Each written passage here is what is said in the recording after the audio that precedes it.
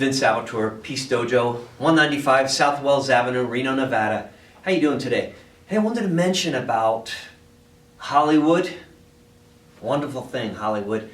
Putting out fantastic movies. And a lot of the fantastic stuff that's put out, whether it's superheroes or other type of action movies, there's always a lot of violence and explosive violence. People are, doing things, and it seems like it's escalated over the years, and that's great. But just think about it. Your psyche, when you're looking at that stuff, it probably does something to you, right? Maybe you become dull from seeing violence because you've seen so much of it. When there's subtlety that's happening in conflict situations, a lot of times people don't respect it because they're used to seeing everything else so explosive.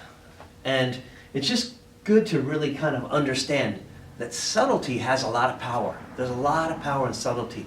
And in most of the classes that we teach at the Peace Dojo, that's one of the things that you really want to have a sharp eye to catch, because you can miss it.